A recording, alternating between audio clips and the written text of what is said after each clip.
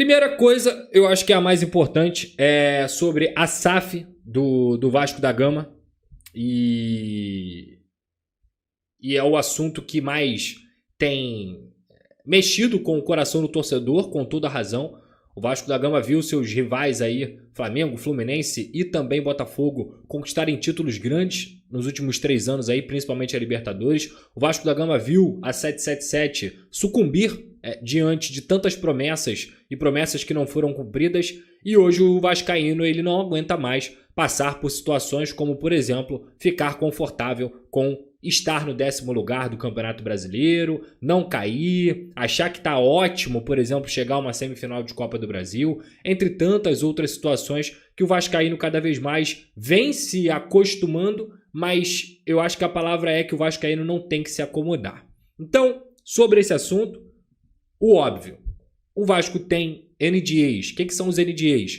Acordos de não divulgação assinados com algumas empresas, entre elas a do italiano, o Andrea, que muita gente falou aí, e que é carta fora do baralho. Não é carta fora do baralho, é um cara que está interessado realmente, que tem o 49 Years por trás dele também como um dos investidores, e o Vasco da Gama assinou essa carta de NDA e tem trocado documentos naturalmente por ser um interessado. E o outro, sem dúvida alguma, é o que a torcida já abraçou, é o que a torcida, podemos dizer assim, já escolheu, que é o grego Evangelos Marinakis. E a gente vai falar muito sobre esse grego. Eu entendo que seja a opção que o torcedor mais quer saber o que está acontecendo. O Vasco já vendeu para a ECAP, o grego já comprou da ECAP, o Vasco está em negociação avançada, o Pedrinho não quer vender, está emperrando a situação. Nada disso. Primeiro ponto que eu tenho que colocar aqui para vocês, como eu anotei aqui, crucial. Não há nenhuma proposta concreta na mesa do Vasco. Não há absolutamente nenhuma proposta concreta sobre qualquer interessado que tenha assinado esse NDA na mesa do Vasco. O Vasco ainda não discutiu valores, o Vasco ainda não discutiu qual a forma de pagamento, como isso vai ser feito, qual é a porcentagem, a não ser internamente. Internamente, obviamente, os grupos discutem, né? Principalmente da gestão da situação. Agora, nem o Evangelos Marinakis, nem o Andrea, que é o italiano, nem os outros interessados que manifestaram, que assinaram esse NDA, conseguiram colocar uma proposta concreta na mesa do Vasco da Gama. Então, esse é o ponto 1 para a gente poder traçar uma linha aqui em qual estágio está a negociação do Cruz Maltino. Aí eu vou para o Evangelos Marinakis. O Vasco conversa quase que diariamente com intermediários do grego. Mantém contato também com o italiano e com um novo interessado que assinou a NDA mais recentemente. Esse novo interessado ainda não tive acesso a esse interessado, mas sei que é um dono de um clube no futebol europeu, ainda não sei qual, ainda não sei de qual mercado, qual é o lastro dele, mas recentemente outro interessado assinou o NDA com o Vasco da Gama. O fato é, existe o grego e existe o italiano que sim, tem interesse e conversam diariamente com intermediários do Vasco da Gama por meio de intermediários. Mais avançado? Não tem. Mais concreto? Não tem. Porque se nenhum deles colocou a proposta na mesa, não tem nada de avançado, não tem nada de muito além do que a gente pode trazer aqui. O fato é, de novidade, o que a gente pode trazer para vocês? Hoje o Vasco da Gama, de tanto conversas que acontecem desde setembro, por exemplo, com o Evangelos Marinakis, e no caso, por meio de intermediários, eu já trouxe para vocês aqui claramente que o Juliano Bertolucci é o empresário, seu escritório é o escritório que funciona como interlocutor do grego aqui no Brasil, que o Vasco também conversa diariamente com um outro empresário, que inclusive é muito conhecido no futebol brasileiro, mas que também tem essa facilidade com o grego e que fazem aí parte dessa ponte do negócio. Para quê? Para que o Vasco da Gama, a partir dessas conversas, agora, sente com o grego ou através dos seus intermediários para começar a discutir, como eu coloquei aqui, qual é a proposta, qual é o projeto esportivo. O que eles querem fazer com o Vasco da Gama? Porque, nesse momento, a pessoa que fala para você aí, ou as informações que chegam a você aí de que o Vasco não quer vender, eu vou falar aqui com todas as letras para você.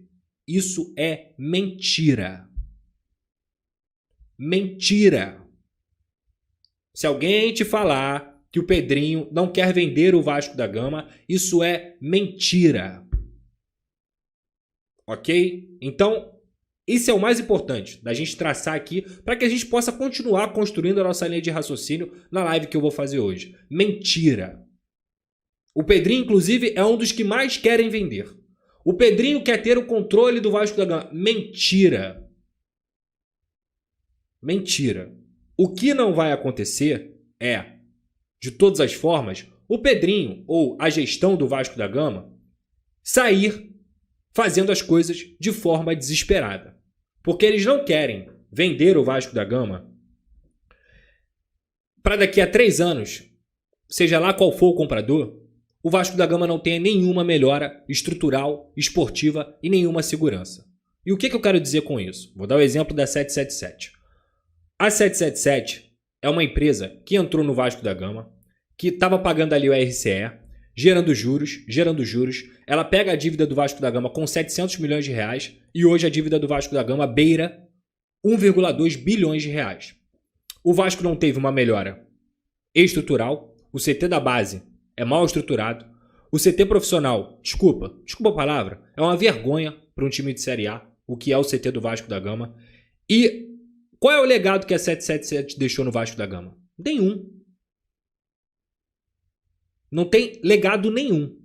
Então, o que eles querem fazer, antes de falar que preferem um, que prefere o outro, é qual é a sua proposta? O que você tem de projeto esportivo para o Vasco da Gama?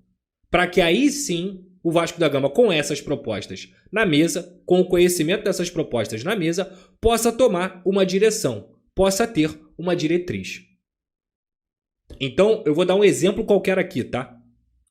O Grego chega aqui e fala assim: olha, eu quero comprar o Vasco. Quero comprar 90% do Vasco. Beleza. Mas o que você vai fazer nos próximos 5 anos? Como é que o Vasco vai fazer para se proteger, para poder ter uma compra onde o projeto esportivo está garantido? Então, esses gatilhos contratuais são gatilhos que vão entrar nessa fase agora de conversas. Inclusive, há uma grande possibilidade, e isso já é uma informação exclusiva, uma grande possibilidade de acontecer uma reunião até o final do ano entre representantes do Vasco da Gama e representantes do Evangelos Marinax. Já nessa fase de negociação para saber o quê? Qual vai ser a proposta? Eu vi muita gente falando sobre o Marinax vir ao Brasil para negociar com o Vasco. E a informação que eu obtive não é essa.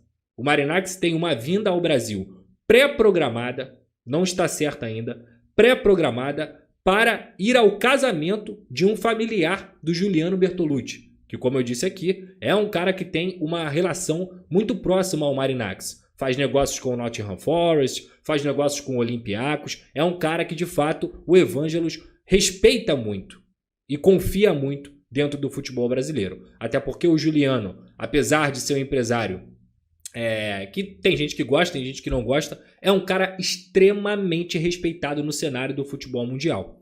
Então, a vinda do Marinax ao Brasil nesse primeiro momento não é para poder se reunir com o Vasco da Gama, o que não quer dizer que seja impossível de acontecer. Ele vem para um casamento de um familiar do Juliano Bertolucci e que deve acontecer aqui em São Paulo. Então, além do que eu falei aqui sobre a vinda do Evangelos, mesmo sendo por essa vinda ou não, o Vasco da Gama tem uma intenção clara de ter reuniões com a equipe do Evangelos Marinax, já para falar de proposta, já para falar sobre qual é o real interesse dele aqui no Vasco da Gama. Assim como não se descarta chegar a essa mesa de negociação com o italiano. Porque as pessoas precisam entender que o papel do Vasco nesse momento não é escolher um comprador e ir com ele até o final como se você tivesse com a sela de cavalo aqui, ó, com o rosto assim. Não é. O foco do Vasco não é esse. O foco do Vasco é ouvir todos os projetos, ouvir todas as propostas, para que dentro desses projetos, dentro dessas propostas, possa tomar um caminho de decisão e falar assim, bem, essa proposta aqui é a melhor. Inclusive, isso faz parte de um processo de valorização do clube. Valorização, eu já expliquei isso para vocês. Não adianta a gente achar que a torcida escolheu o Grego parece ser o melhor, e eu concordo com vocês, até o momento aqui eu só estava dando informação, não estou dando opinião, só informação. A minha opinião é que o Grego também parece ser o melhor, por todo o projeto esportivo que ele tem no Nottingham Forest. Hoje é um clube que ocupa uma das 6 primeiras colocações na Premier League. O Olympiacos é multicampeão desde 2010, quando ele foi comprado também pelo Evangelos Marinakis. O Rio Ave com certeza vai entrar num caminho aí de reestruturação para poder ser um time forte em Portugal. É um cara que tem bagagem. Tem bagagem esportiva. E principalmente entra um fator também que é muito interessante nesse portfólio Evangelos Marinakis, que é o Edu Gaspar. O Edu Gaspar é um dos dirigentes mais respeitados do futebol europeu. O Edu Gaspar, inclusive, ganhou o prêmio como melhor dirigente do futebol europeu em 2023. E ele foi contratado pelo Evangelos Marinakis. E aí eu vi muita gente perguntando sobre... Pedrosa, por que o Edu não bota a cara? Por que o Edu não aparece? Existe uma regra no futebol europeu que quando você é dirigente do clube e sai de um clube para ir para outro, você tem que ficar 6 meses sem atuar na janela. Então o Edu Gaspar hoje não pode ser anunciado oficialmente e mostrar que está trabalhando de forma clara ou trabalhar dentro da janela nesse sentido, porque ele saiu do Arsenal recentemente. Então ele tem que cumprir esse período. Mas ele já está internamente ligado ao Evangelos Marinakis. E ele vai ser um cara extremamente importante para ele poder apontar os caminhos. Evangelos, realmente, esse cara aqui, esse clube aqui, ele é um clube de massa. No Brasil, o Vasco da Gama é um clube de massa. São mais de 15 milhões de pessoas, é um clube que tem uma torcida apaixonada, que tem um estádio próprio, que tem, mal ou bem, um CT ali, apesar da dívida gigantesca, tem condições também de se tornar um clube rentável. Esse é o papel do Edu Gaspar também nessa escolha. Inclusive, outros clubes foram estudados pelo Edu Gaspar e pelo próprio Evangelos Marinakis nessa possível entrada no futebol brasileiro. E o fato é, o que o Vasco pretende? Ter uma reunião presencial com representantes do grupo do Evangelos Marinakis para que chegue nesse, digamos assim, nessa proposta, nesse projeto. E aí eu vi muita gente falando sobre o Marinakis já comprou as ações da ICAP. A informação que eu tive, o Vasco tem o poder de veto ou aprovação. Ou seja, mesmo que a ICAP, que detém 31% das ações do Vasco da Gama, no caso, que eram da 777 e que sobraram para a ICAP, mesmo que a ICAP queira vender paralelamente, sem consultar o Vasco da Gama, para o Grego, ela não pode fazer isso. O Marinakis já tem a venda acertada com a ICAP. Pode até ter. Não se nega que isso pode até ter. Mas não seria o caminho mais inteligente. Porque o Vasco pode vetar essa compra. Não adianta o Marinakis comprar as ações da ICAP se ele não se acerta com o Vasco. Porque imagina só o cenário. Imagina esse cenário. O Marinakis vai lá na ICAP, compra os 31% da ICAP e o Vasco da Gama resolve vender para outro interessado. Isso é um cenário, tá? Hipótese. O que vai acontecer? O Marinakis vai comprar 31% da ICAP. O Vasco, além de ter o poder de veto dessa venda, pode querer vender para outro interessado. Aí vem os 39% que está em arbitragem, vende mais uma porcentagem, por exemplo, para poder chegar a 51% para outro controlador, para outro comprador. O que o Marinakis vai fazer com 31% das ações do Vasco? Nada. Absolutamente nada. Então, o que o Vasco, inclusive nessas conversas com a ICAP e também com o Marinakis, o Vasco sugeriu o seguinte: o Vasco tem uma ótima relação com a ICAP. O Vasco deixou claro para a ICAP o seguinte: cara, a culpa não é de vocês, a empresa de vocês recebeu as ações da 777, que fez muita besteira aqui, mas a gente quer sair do negócio de uma forma honrosa, podemos dizer assim. Vocês têm intenção de vender os 31%, né? eu compro os 31%. Até porque, e essa informação de que o Marinacks acertou com a ICAP, ela não procede, na minha apuração, justamente porque, se vocês acompanharam as notícias hoje, a ICAP ainda tem uma ação na justiça com os Estados Unidos em relação ao espólio que a Liderhall, que é um fundo inglês, cobra da ICAP. A justiça americana adiou esse julgamento. A justiça americana pode muito bem, no próximo julgamento, falar assim, não, o espólio da 777 é da Liderhall. E isso cria o quê? Uma insegurança jurídica para o próprio Evangelos Marinacks ou qualquer outro interessado no Vasco da Gama em comprar diretamente da ICAP.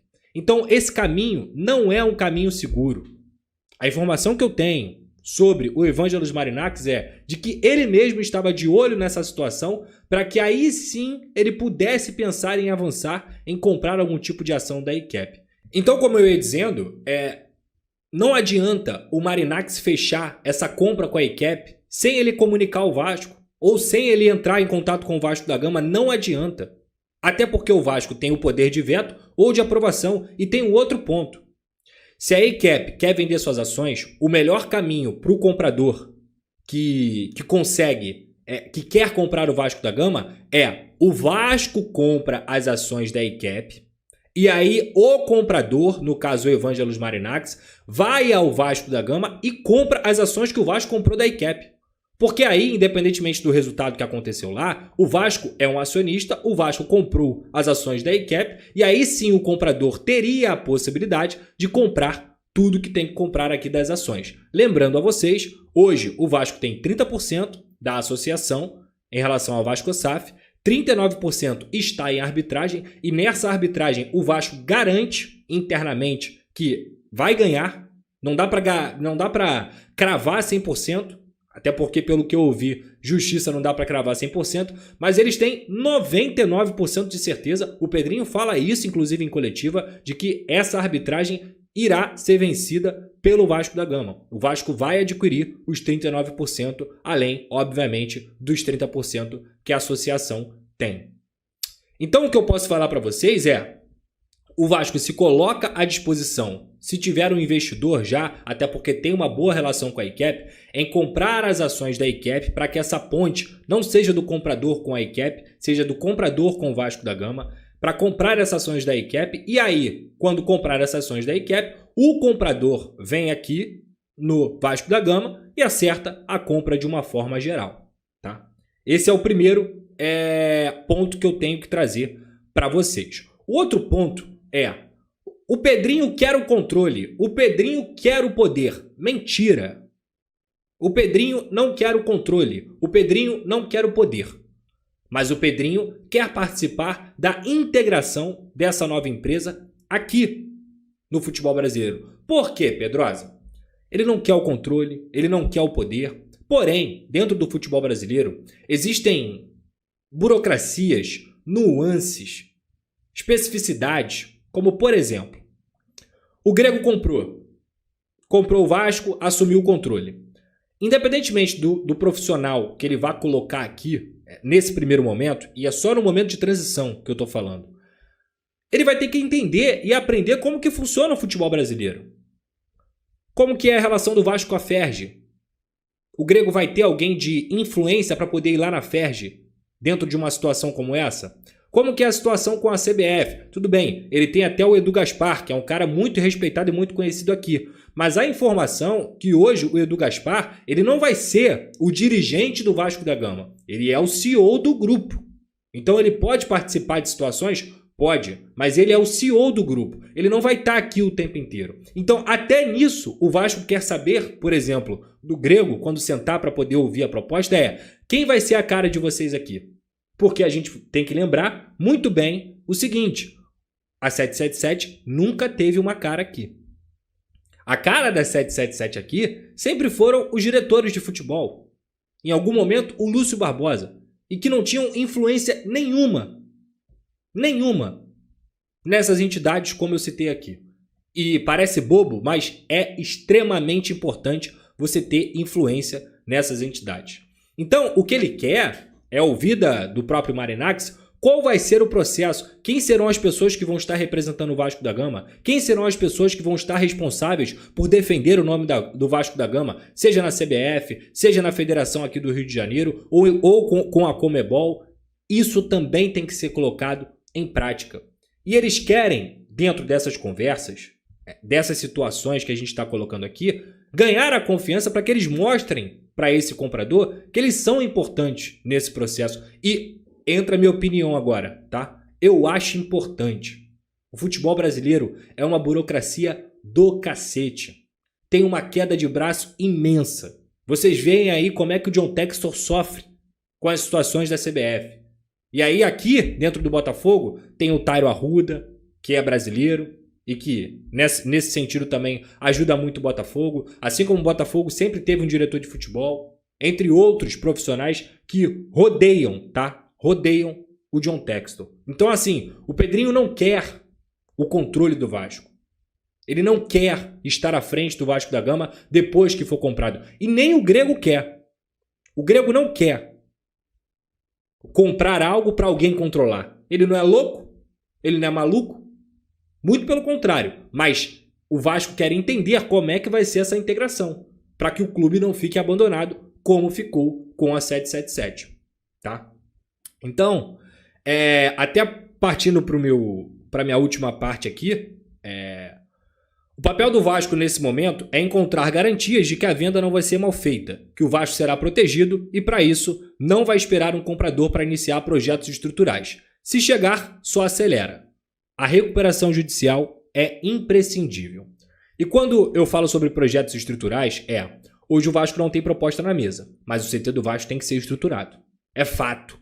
O CT do Vasco da Gama, infelizmente, é um CT que não condiz em absolutamente nada com o clube que quer voltar ao cenário das grandes conquistas dentro do futebol brasileiro. O CT do Vasco da Gama, quando chove, tem goteira.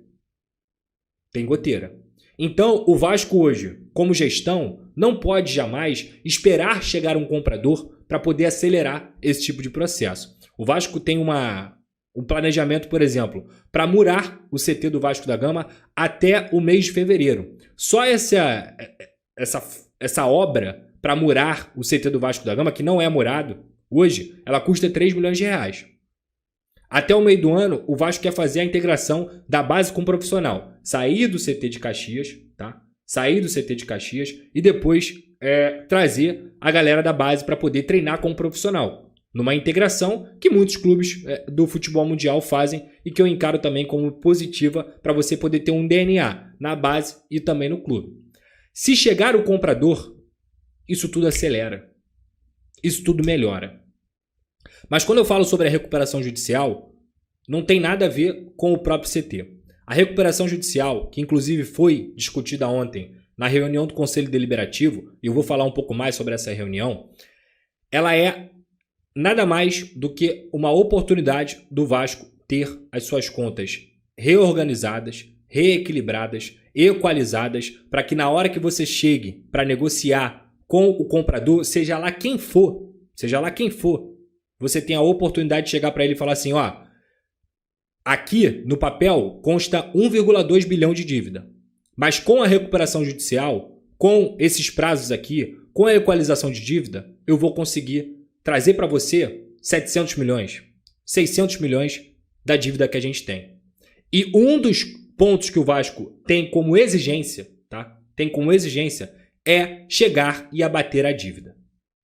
Então, seja lá qual for o comprador, a exigência do Vasco da Gama você tem que dar uma porrada na dívida. Não é pagar os 700 milhões, não é os 600 milhões, tem que dar uma porrada na dívida. Para que o clube se proteja e evolua nesse aspecto. Para que, sei lá, se daqui a 3, 4 anos o comprador quiser vender o Vasco da Gama, pelo menos a dívida que é o maior problema do Vasco da Gama de fluxo de caixa, tenha sido abatida. Então isso também está sendo discutido. Além do investimento em infraestrutura, o Vasco também quer um comprador que se comprometa a atacar a dívida. Que isso esteja em contrato. Então a recuperação judicial, ela é no intuito, primeiro, de tornar o clube mais atrativo, de conseguir ter fluxo de caixa, equalizar essas dívidas tendo ou não o comprador, mas para o comprador, por isso, e aí as pessoas não entendem, por que a reunião foi marcada nessa quarta-feira? Porque o Vasco gostaria, sob gestão, no caso, gostaria de já ter a aprovação do Conselho para dar entrada na recuperação judicial, para que essa reunião que eu citei aqui, que eles pretendem ter com o Evangelos Marinac, seus representantes, reunião presencial, eles já cheguem com um plano. Eles já cheguem com a aprovação. Mas tudo bem, eu vou entrar no ponto ainda da reunião do Conselho Deliberativo. Então, hoje a recuperação judicial, apesar de ser uma medida drástica, e é uma medida drástica, ela é algo positivo para quem quer vender. E é mais um indício para aqueles que estão falando que o Vasco não quer vender. A recuperação judicial é um indício claro de que o Vasco quer vender. Gente, o Vasco teve o seu presidente falando em on, quando eu digo em entrevista coletiva, que quer vender. O Vasco tem mais de 3 NDAs assinados com empresas do mundo inteiro. O Vasco tem empresa de consultoria, tem comitê consultivo, tem recebido a visita de alguns interessados, tem conversado diariamente com esses interessados. E vocês acham mesmo que o Vasco não quer vender?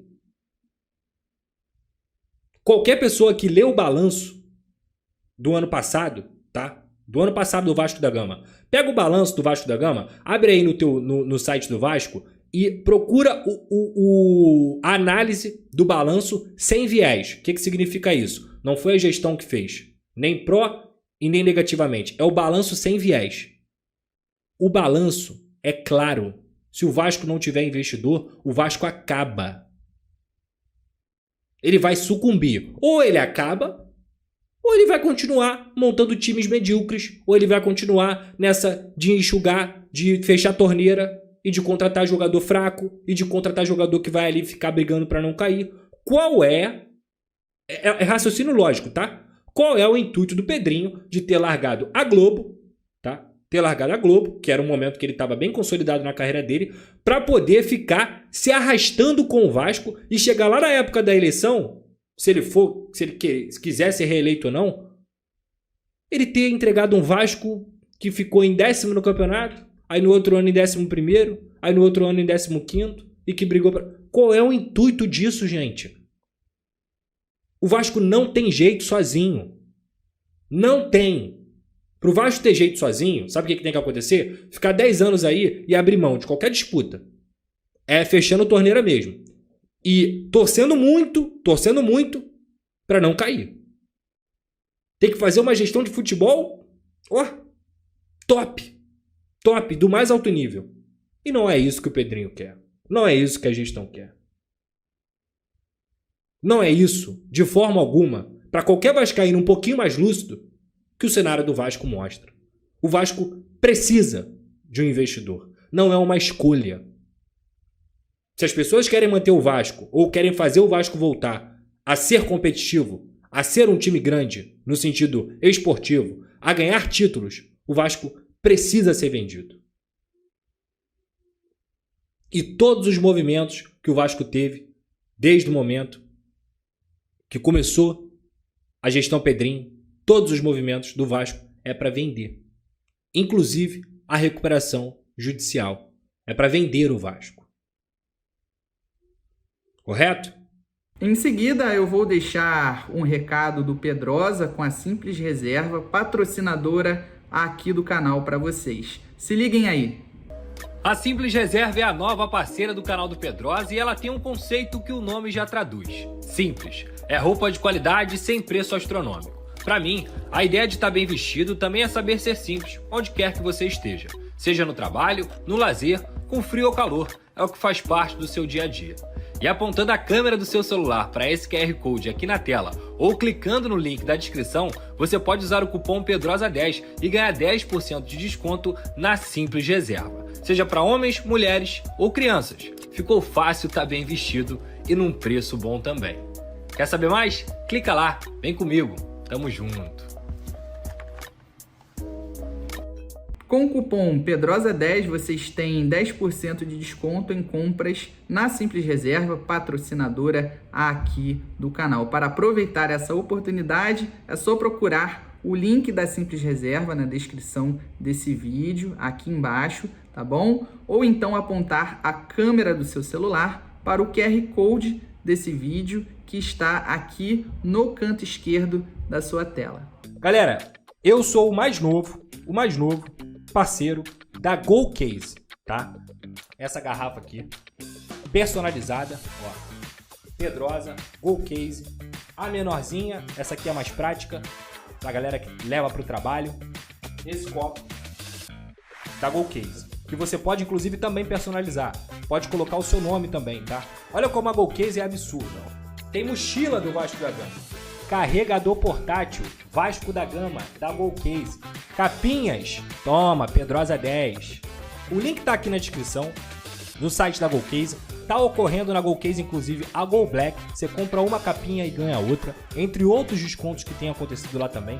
Vários produtos oficiais da GoCase para você poder aproveitar. Vai lá, utilize o cupom Pedrosa. Não deixa de utilizar o cupom Pedrosa lá na GoCase para você me ajudar também. Não adianta só eu te ajudar. Você tem que me ajudar a te ajudar. E lá na GoCase você tem essa oportunidade também de pegar vários produtos oficiais. Aproveita a Go Black que tá rolando e tem vários descontos lá também. Vem pra GoCase. Não esquece de apontar sua câmera pro QR Code aqui da GoCase ou clicar no link da descrição, tá bom? Reunião do Conselho que ocorreu ontem. Muitas informações desencontradas, algumas verdadeiras, outras pura falta de interpretação, outras somente interpretação, outras plantadas e tantas outras. E quando eu digo isso, não estou falando que eu sou a voz da razão, ou que a minha informação é a melhor, ou que... Não, nada disso. É porque eu procurei escutar. Em vez de chegar e, me falaram isso aqui, bum. Eu não sou assim. Eu nunca fui assim e eu nunca vou ser assim. Então, eu vou passar para vocês aqui o que eu pude apurar, tá? A reunião teve uma apresentação da empresa Álvares Marçal para recuperação judicial. Essa apresentação ela foi feita por um dos funcionários da Álvares Marçal. O CEO também, Carlos Amodeu, falou dentro dessa apresentação. E nessa apresentação, inclusive, eu tive acesso a uma foto de um slide em off, e isso é trabalho de apuração. Tem muito claro, escrito. Não é que tá escrito que o plano de recuperação judicial é para equilibrar as contas e também viabilizar uma venda futura do Vasco da Gama. Melhorar a viabilidade do Vasco para um comprador. Isso está escrito na apresentação que foi feita ontem no Conselho Deliberativo do Vasco da Gama. Nessa apresentação também foi colocado alguns pontos, por exemplo, que a dívida do Vasco é de 1,2 bilhão de reais, que o Vasco hoje tem de ativo cerca de 600 milhões de reais com o clube e para 2025, já para 2025, tem o pagamento imediato de cerca de 200 milhões de reais em dívida. Tá? Essas foram algumas informações que foram colocadas na reunião do Conselho. E eles mostraram o porquê do Vasco estar tomando a decisão de tentar uma recuperação judicial. Além do próprio equilíbrio do Vasco da Gama para as suas contas, para que você não tenha penhoras, para que você não tenha transfer ban, para que você tenha um fluxo de caixa decente, até mesmo para fazer futebol para 2025, independentemente de comprador.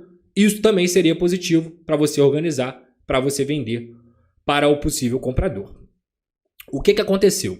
Os conselheiros, seja da gestão, seja da oposição, sejam até aqueles que são mais centro, digamos assim, que são mais comedidos, eles pediram mais informações. Eles não se contentaram com as informações que estavam nos slides. E o Vasco resolveu atender essas informações. O Vasco falou, tudo bem.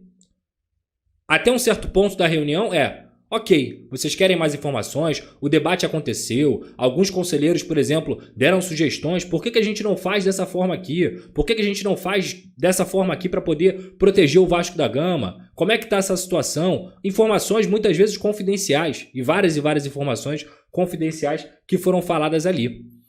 E até o momento, o o conselho, de forma geral, apesar de algumas discussões, ele estava transcorrendo normal. No debate, que é totalmente comum e que tem que acontecer. Aqui eu não estou do lado de situação, do lado de oposição, nem nada. Tem que acontecer o debate. O conselheiro que foi lá para poder questionar, para poder perguntar, ele está certo. Ele está certo. Para que o Vasco, novamente, não seja entregue na mão de quem é incompetente. Correto? Então, ele está ali para justamente isso, para poder debater. E esse debate aconteceu. Esses conselheiros pediram mais informações, o Vasco prometeu que daria mais informações. E aí, teve uma hora que o Alain Belaciano, que é um dos membros dessa gestão, ele acabou entrando numa discussão com o Levenciano, que é um opositor, vocês todos conhecem. Uma discussão que acabou trocando umas farpas ali, o Leven contestou algo, o Alain falou, Leven, você está contestando aí, cadê as cartas bilionárias? E aí virou uma confusão tremenda. Porém, até o momento dessa confusão, que aconteceu na hora final da reunião, tudo estava transcorrendo normal. O questionamento dos conselheiros que queriam mais informações é fatídico. Digamos assim, como que eu posso dizer? Ele é legítimo. Essa é a palavra que eu gostaria de utilizar. É legítimo, porque eles têm que perguntar mesmo. E o Vasco, como gestão, como situação, já havia dito, beleza, a reunião vai ser adiada, a gente vai passar mais informações para vocês, vamos passar mais informações sobre o plano de recuperação judicial e na próxima semana, daqui a 2 semanas que seja, a gente volta a discutir isso para que aconteça a votação. Para que o processo de recuperação judicial seja votado, seja aprovado. Nesse caso, você precisa só de maioria simples do Conselho. Essa reunião, inclusive, aconteceu em São Januário, na sala dos conselheiros beneméritos. E hoje a situação é a seguinte. O Vasco está enviando essas informações para quem quis mais informações. A gestão, inclusive, considerou essa reunião como positiva, justamente pelo debate. E eles têm uma plena ciência de que essa aprovação da recuperação judicial vai acontecer. Que eles vão ter maioria simples para poder acelerar esse processo e para que o Vasco tenha, na hora de negociar com esses credores, com esses compradores, na hora de negociar com o Evangelos ou o Italiano ou quem seja, tenha o plano de recuperação judicial aprovado. Primeiramente pelo Conselho e depois pela Justiça. Tá? E é isso. O que eu posso dizer da reunião é isso. É o que eu apurei. Outro ponto que eu apurei também. A chance do Vasco seguir com o processo de mediação por mais 60 dias é bem grande, o que mantém as penhoras suspensas e o Vasco negociando com os credores. O que é essa mediação? É aquela paralisação de cobranças que o Vasco estava tendo, e essas cobranças às vezes geraram penhoras, e o Vasco não estava conseguindo ter fluxo de caixa, e essa paralisação para mediação, ela ajuda também ao Vasco não ter essas penhoras, tenha fluxo de caixa, e também a renegociar com os credores, que são muitos e muitos, centenas de credores dentro desse processo. Então o Vasco deve conseguir, já fez o pedido, deve conseguir na Justiça a prorrogação dessa mediação por mais 60 dias, para que o Vasco continue negociando com os credores e tenha cada vez mais uma clareza do plano de negociação de dívidas quando for sentar com um comprador. Isso atrapalha a venda, Pedrosa? Não, isso não atrapalha a venda, muito pelo contrário. Isso mostra que o Vasco está também demonstrando aos seus credores a justiça a quem seja que está tentando organizar o clube e pagar suas dívidas. Então, de todo esse rolê todo que eu trouxe aqui para vocês, pontos importantes. O Vasco quer vender o Vasco. No caso, a gestão do Pedrinho quer vender o Vasco. Isso não vai ser feito de qualquer jeito. Eles estão também com pressa, no sentido de eles querem acelerar processos. A reunião foi feita para poder ter a recuperação judicial, para que você sente na mesa com mais tranquilidade e para viabilizar o clube. O Vasco deve ter esse processo de mediação pelos 60 dias. A reunião transcorreu normal. Outro ponto que eu não citei, mas o Salgado foi contra essa recuperação judicial. Ele alegou que ele pegou o Vasco na Série B e que isso pode afastar os investidores. Mas Na cabeça da situação, isso é completamente diferente. O Salgado, ele...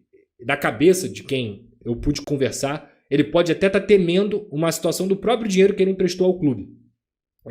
Dessas dívidas serem postergadas e tudo mais. Então, foi um dos pontos também que aconteceram na reunião. Mas, de forma geral, ela foi considerada positiva pelo debate. O papel do Vasco nesse momento não é só eleger um comprador, mas ouvir todos, apesar de já estar avaliando o cenário e ver quem é melhor, quem é pior. Isso é natural. E é isso, cara. O que eu posso passar para vocês aqui de tantas informações que eu trouxe nesses 45 minutos de live, a situação é essa, beleza? A situação é essa. E eu só passei aqui para vocês informações. Nada do que eu falei aqui é o que o Pedrosa acha. Eu só passei informação que eu consegui apurar, não só com essas fontes ligadas ao Vasco da Gama, mas também com fontes ligadas ao escritório do Bertolucci, ao Evangelos Marinakis, coisa que eu venho apurando há mais de uma semana.